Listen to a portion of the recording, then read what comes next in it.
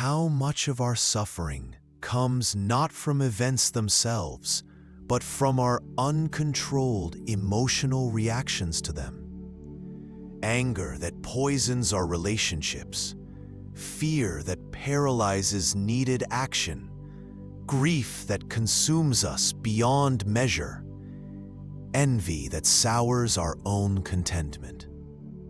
We are often tossed about like ships in a storm, slaves to passions that cloud our judgment and steal our peace.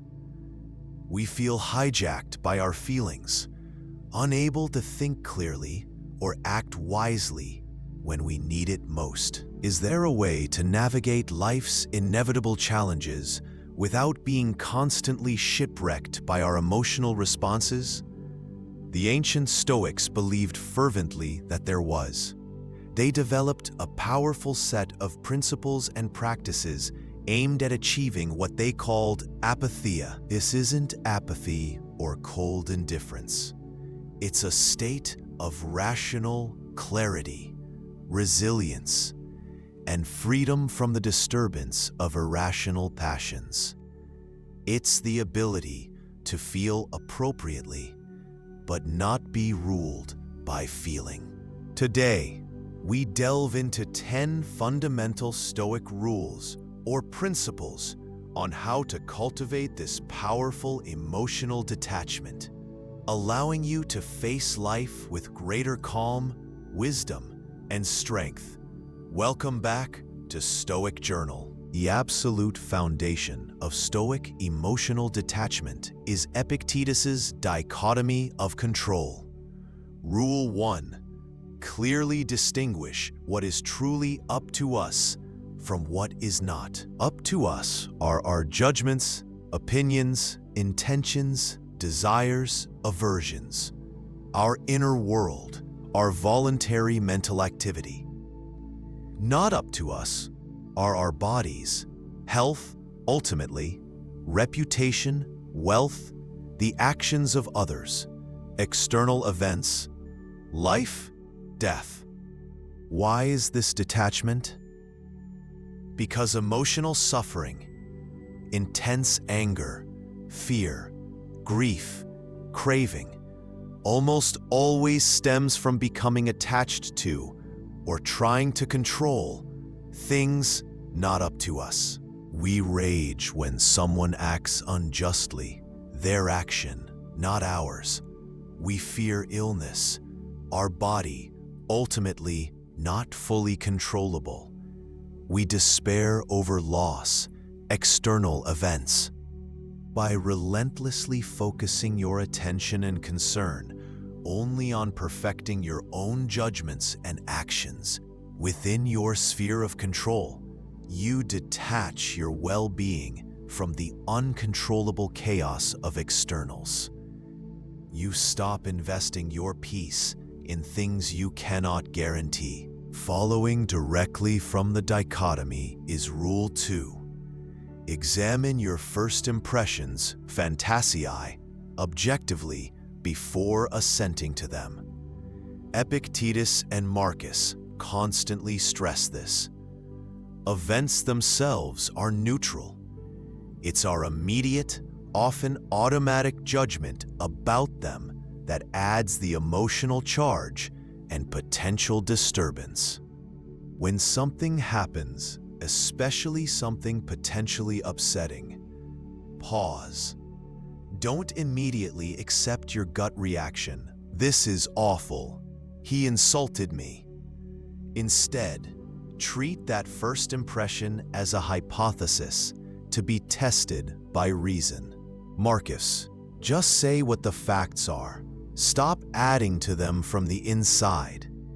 Strip the event bare. What actually occurred? Separate this raw data from your added interpretation, your story, your value judgment. Therefore, it is bad, harmful, unbearable. Ask, is my judgment accurate? Is it proportionate? Is it based on reason or on emotion, ego, or fear? Is this truly harming my inner self My virtue? By mindfully intercepting and scrutinizing these initial impressions before they solidify into belief and trigger passion, you maintain rational control and detach from potentially harmful emotional spirals. You choose your response rather than being swept away by reaction. Building on examining impressions. Rule 3 is to deeply internalize that our perception creates our subjective reality. This is a subtle but profound point Marcus and Epictetus return to constantly. Things do not touch the soul, Marcus says, meaning external events have no inherent power to harm our inner state. It is the opinion, the judgment, the story we tell ourselves about the event that causes distress. Remove the judgment, and you remove the pain. If someone insults you, the words are external sound waves. The feeling of being insulted comes from your judgment. Those words mean I am diminished. This is unacceptable. Change the judgment. Those words reflect their ignorance, not my worth, and the sting fades. This isn't about denying external reality, but recognizing that our experience of reality is filtered through our internal lens. True emotional detachment comes from mastering this lens, consciously choosing rational, objective interpretations over automatic, emotionally charged ones. You become the gatekeeper of your own mind, deciding what enters and affects your inner state. When disturbed by events or people, Rule 4 is immediately shift your focus from the external disturbance or your emotional reaction to virtue and right action. Ask yourself not, why is this happening to me? Or, how dare they? But rather, what does virtue require of me right now? What would wisdom advise? What is the just way to respond? What does courage demand in facing this? How can I act with temperance and self-control? Marcus Aurelius, let your ruling faculty be invincible. A sphere remains a sphere, true to its nature, no matter what happens to it. Your core aim is to maintain your virtuous character, your sphere, regardless of external pressures.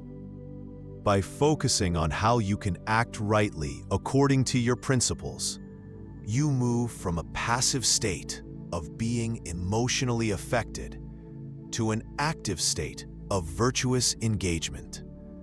This immediately lessens the grip of the disturbing passion and reaffirms your agency.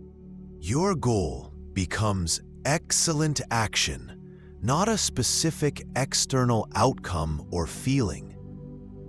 Detachment arises naturally when your focus is on virtuous process, not precarious results. When emotions threaten to overwhelm, often because a situation feels disproportionately large or significant, Rule 5 is gain perspective by taking the view from above. Marcus Aurelius employed this technique constantly. Mentally zoom out. Contemplate the sheer scale of the cosmos, the vastness of galaxies, the immense sweep of geological time, the billions of human lives that have come and gone. The world is but a point, he reminded himself. From this vantage point, how significant is your current anger about a minor slight? How enduring is this temporary setback? How uniquely terrible is your situation compared to the vast spectrum of human suffering throughout history. This cosmic perspective radically shifts your frame of reference. It doesn't deny the reality of your current difficulty, but it places it within a much larger context, often revealing its relative insignificance and lessening its emotional grip. It fosters humility, reduces egocentricity, and promotes acceptance by highlighting the natural, often indifferent, unfolding of universal events. This detachment from personal magnification brings calm. Complementing the cosmic view is Rule 6. Constantly remember impermanence, memento mori. Everything external, both good and bad, is transient. Pleasures fade. Pains eventually cease. Fortunes reverse. Relationships change. Life itself ends. Marcus asks himself, where are they now? Those who were once so famous? Nowhere, or perhaps just a story. Reflecting on this doesn't breed despair, but detachment. Why cling desperately to fleeting pleasures? Why be utterly devastated by temporary misfortunes?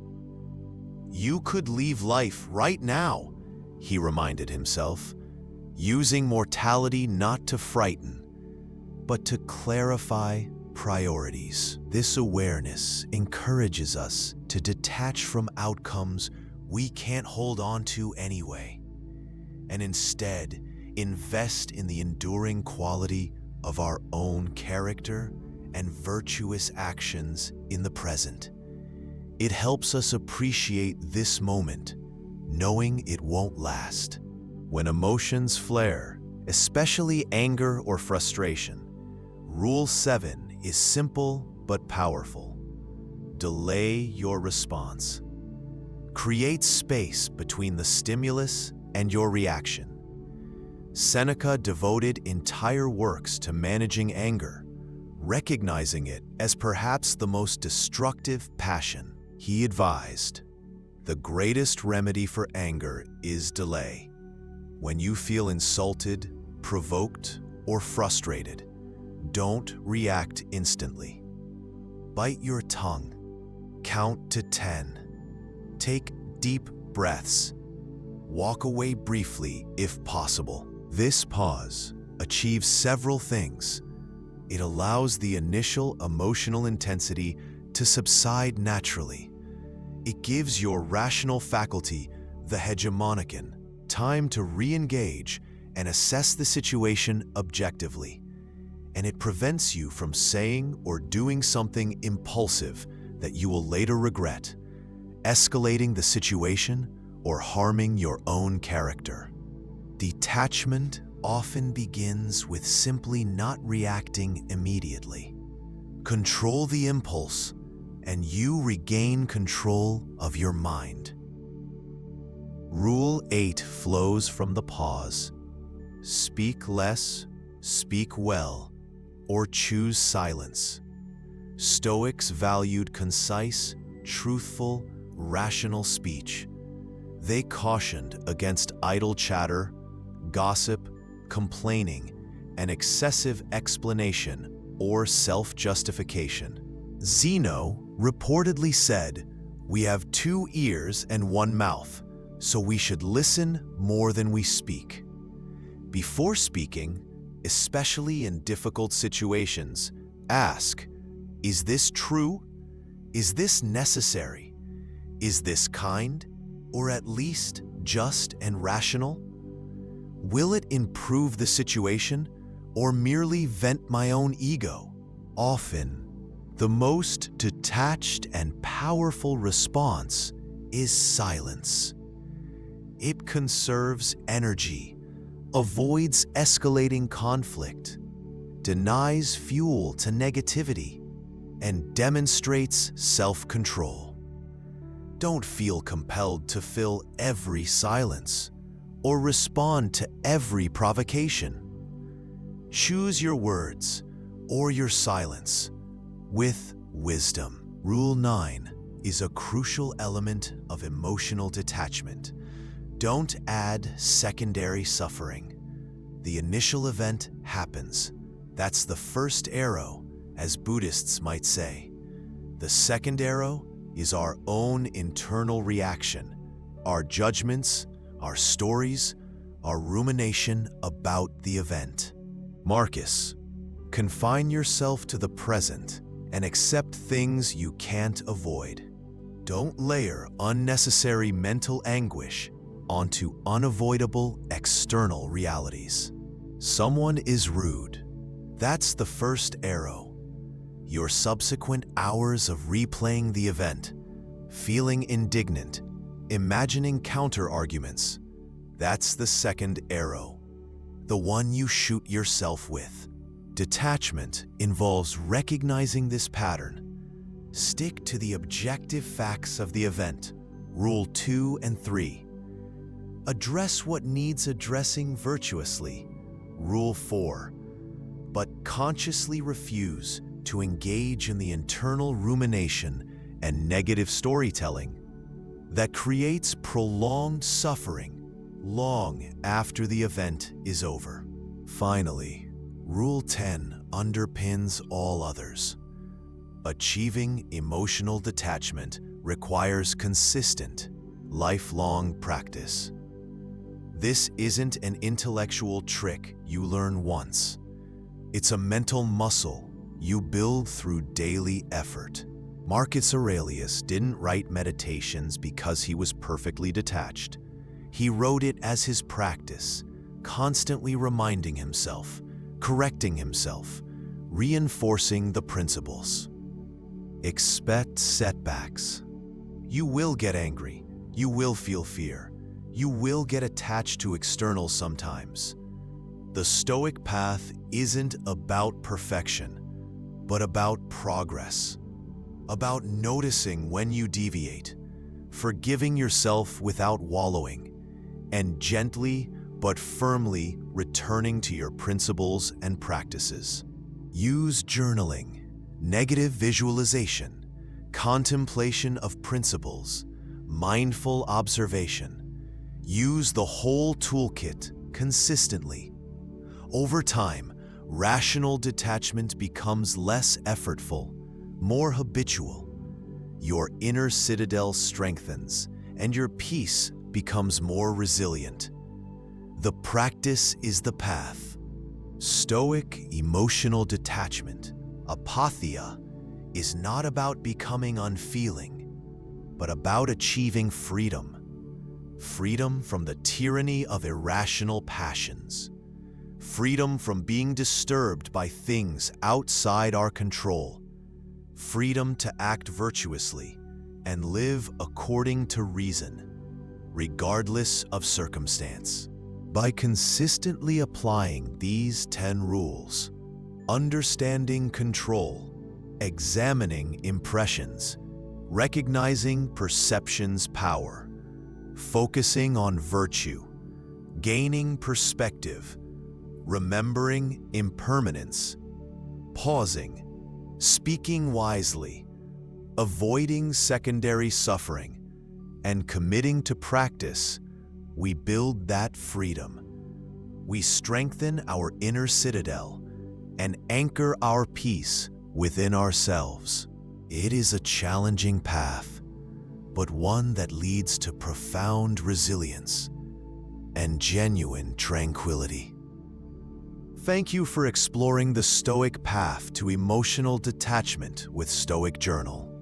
Which of these rules do you find most crucial or most challenging? Share your experience in the comments. If this guide offered valuable tools for inner peace, please like and subscribe. Master your mind, protect your peace, and live virtuously.